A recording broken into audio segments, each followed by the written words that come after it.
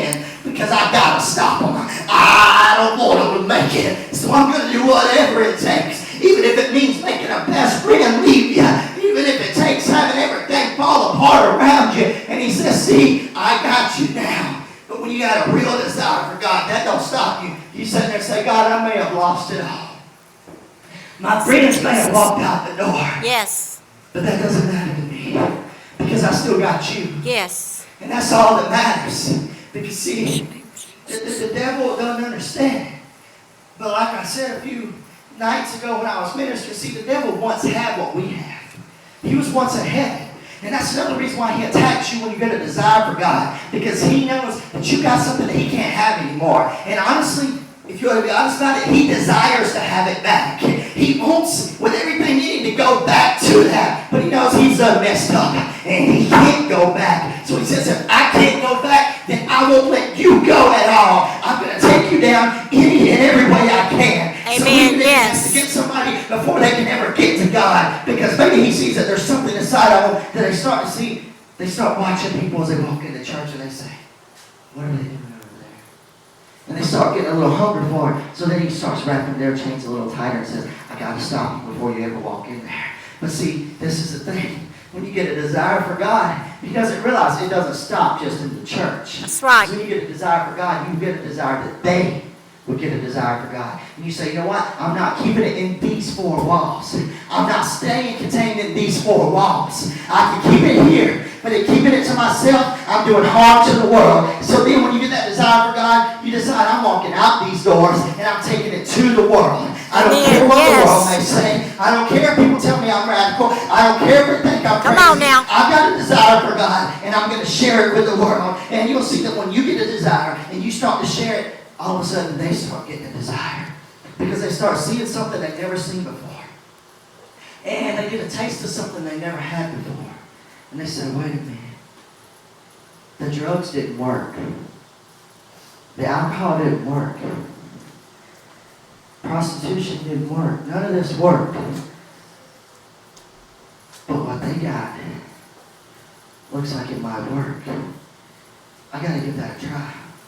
And so they come and they say, hey, can I go to church with you? And you say, yeah, come on. And then you see, maybe when they first start, they have this little desire. And maybe it's good for a while, but then they say, wait a minute. You mean I can have more? I can have more than just that little bit? You can say, yeah. You can have as much of God as you want. And see, I've seen a lot of people that come from the world. When they get in here, they get a real desire. Because see, when they're in the world, they gave their all to the world. I know, when I was in the world, I gave my all to the world. And when you see somebody who really was bound up in the world, when they come in and they really grab a hold of God, it changes everything about them. See, I know a young man who used to be wrapped up in drugs. He lived most of his life, I believe, in Andalusia. He was wrapped up in drugs. He used to be very skinny. And most of the pictures you see of him from back in the day, he looks like he was out of his mind. Like he was high all the time. He didn't care about anything other than drugs. That was his passion. That was his driving point. That was his desire. And that's all he wanted, was just that next high. But then one night, he gets invited to come to church by a friend. Not expecting anything to happen. But see, this is the whole thing though. The whole time while he was in drugs, he had a praying grandma and a praying grandpa. That's right. His grandpa was a minister as well. Yes. They wasn't giving up on him. They wasn't stopping. And because they had a desire for him. And all of a sudden he comes in. And he goes down to an altar after hearing this message. And it changes him. And he gets a desire. That's an even stronger desire than what he had in the world. And now today, he's preaching the gospel. Today, nothing can stand between him and God. He's got such a hunger and such a desire that nothing can stop him. I know another young man who was a borderline atheist. He was about to give up on God because, he'd been raised up in a Baptist church and he questioned things throughout his life. And he said, if this is what it is, then you know what? I'm done with it. I don't even really believe there is a God. It's basically where he was at. And so he was ready to give up, and he had some friends invite him to a youth conference. He wasn't planning on really anything happening, so he comes and he sits in there in the crowd, and one night He finds himself in the altar. Tears streaming down his face. People never would have thought this young man would find his way to God. People never thought he'd give up the world of drugs and gangs and alcohol because he was wrapped up in it all. And nobody thought there'd be a difference. Nobody thought there'd be a change. But yet there was. And now, just like that other young man, now he's preaching the gospel. He's going out and he's ministering to people. He's going into high schools and doing FCA meetings. And he's not letting anything stop him. I know another young lady who was in the world and at the same youth conference in another year got a desire for God. And now she's a children's church pastor. Amen. She's got a passion and a desire to reach the children. Yes. Not just those in Yes. the church, but those in the street as well. Yes. And I can keep going with different stories of people I know that they got a desire. I know a young man who used to live on the streets of California, and he was born into a life of drugs, and he went after the world very hard, but God moved and allowed him to be brought into a pastor's home and to be adopted by a pastor. And now that young man is a missionary. Yes, he's a minister. Yes. And he's preaching. And even with my own testimony, I know with me, people gave up on me a long time ago when I was younger. See, yes, I was raised in church. I was saved at 7 years old. I was filled with the Holy Ghost at 12. And I was called to preach around the same time. And I started to follow the call. But because I was still focused on my insecurities and my shortcomings, I ran from the call. Not to mention I had a lot of peer pressure coming in. And because the devil was trying to kill the desire before it could really get started. Because he started seeing the desire grow. So he said, I'm going to nip it at the bud before it ever really gets anywhere. And so I started doing my own thing. Like I said, I never did drugs and alcohol, but I got wrapped up in pornography, and it was all about lust, and I didn't really care about being in a relationship with girls. I just wanted to be with the girls. I was from one girlfriend to the next girlfriend, and I was doing whatever it took. Surprisingly, somehow I managed to be going from girl to girl without ever losing the very important thing to you, which is known as your purity. So see, thankfully I still have that for when my wedding day comes. That I can only describe as being the hand of God, because it was very many situations where I almost caved because Yes. I had that desire, but God said, I'm not going to allow that. I can't allow it. So something would stop me from going that far, because I said, wait a minute. Because see, I remembered when I was 12 years old, I made a promise to God. I said, I won't do that until I'm married. And so see, even in the world when I had my worldly desires, there was still that woman desire for God that wouldn't let me fully go in. But see, there was other people giving up on me still. They said, look at the crowd he's running with. Look at everything he's doing. He's going to end up dead or in jail. I wouldn't be surprised being he hangs out with guys that does drugs. I wouldn't be surprised if he ends up being hooked on drugs. I wouldn't be surprised if he ends up an alcoholic. Do you not see the crowd he runs with? Do you not see what they do all the time? But see, that was the hand of God working, and I didn't realize it. But the world and some family had given up on me. They said it's over. And honestly, I thought my desire was gone. I didn't want to go to church, but yet there were still certain things I couldn't do. Because no matter how hard I tried to fit in, I couldn't make myself do it. I didn't realize, because I guess I didn't think about it, but see, my mom gave me back to God when I was just a child. So my life was never my own. So even though I was trying to push away that desire never would die. Because I was saying, nah, this desire is stronger than what you think it is, bub. You're going to find out one day you can't contain this desire. But see, the devil was still determined. And so when he found out, okay, I can't get him to cave into all this, then fine, I'll bring his world down around him. Yes. And friends, they walked out. There was no more girls. I didn't have any money. And all of a sudden, things are up at home. There's arguments and fights going on. And he says, it's your fault. It's your fault you're here. It's your fault that everything happened. You're the reason your friends walked out. You're the reason no girl likes you.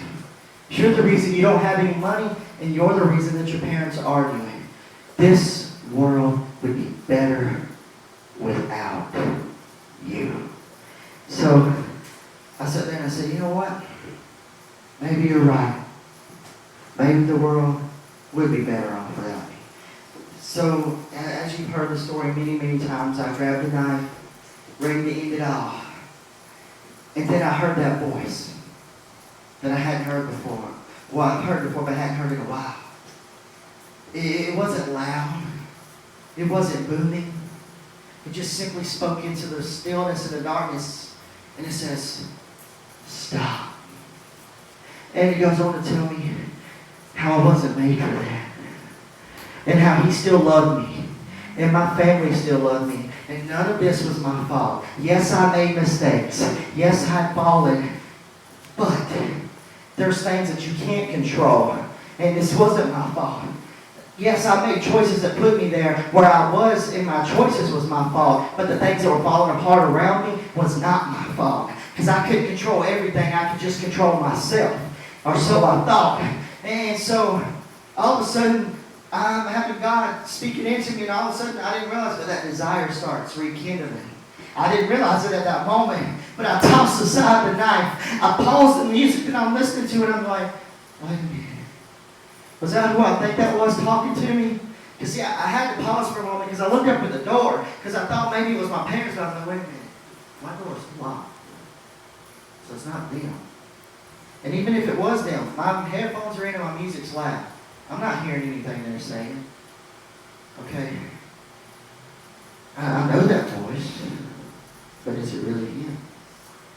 And it rocked me. I couldn't continue what I was going to do that night. And not too long after that, a few Sundays later, my mom comes in my room and she says, would you like to go to church with me today? And now anybody and everybody that knew me at that time would know that honestly, I would have never said, oh, okay, sure, let's go. But that night I said, yeah, I guess why not? Never intended anything changing. In fact, sat towards the back of the church, a lady that knew nothing about me, towards the end of the service, comes up to me.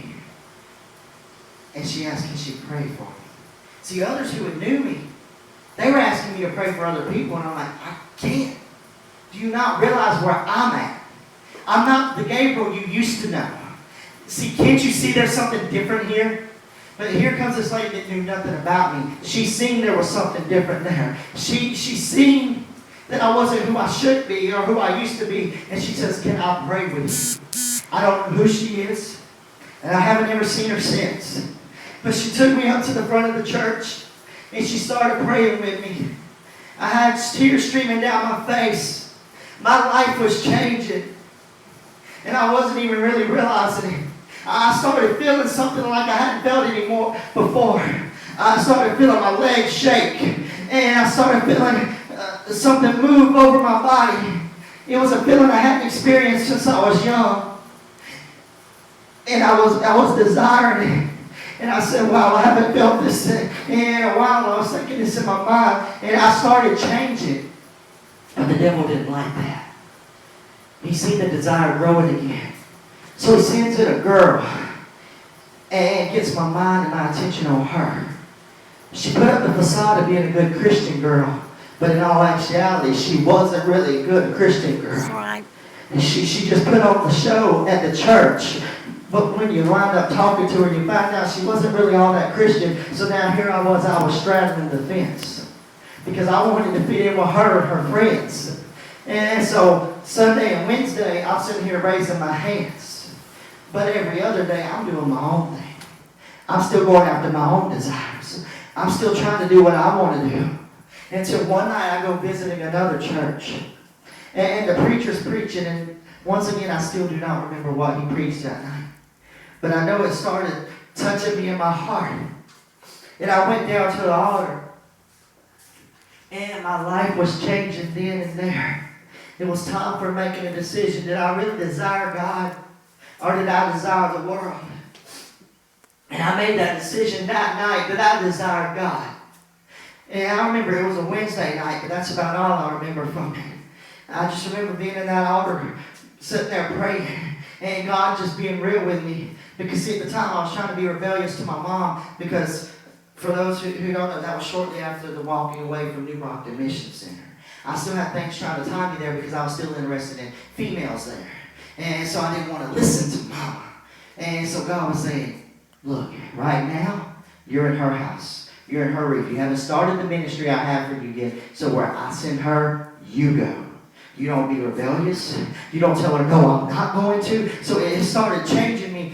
And yet still, the devil still kept sending relationships even between that point. Until eventually I got to the point where that minister at that church took me under his wing and he started teaching me and showing me what it really meant to desire God. And then I ended up in the school of ministry there. And things started changing and I started experiencing God like I've never experienced Him before. I started getting a hunger like I've never had. I started realizing stuff that I never realized. And that's whenever God was really pulling me out of the shell that I had built and said, this isn't who you are. This isn't who I made you to be. This is where you're supposed to be, because I started getting that desire. So He pulled me up to a higher level and to a higher level until I got to that point where He met me at that desire. But He also let me know, I'll meet you even higher. The more you hunger for me, the more you thirst for me, I'll meet you there. And so, to make a long story short, from all of that, now here I am. Am I anything special? No. I'm just a person that got hungry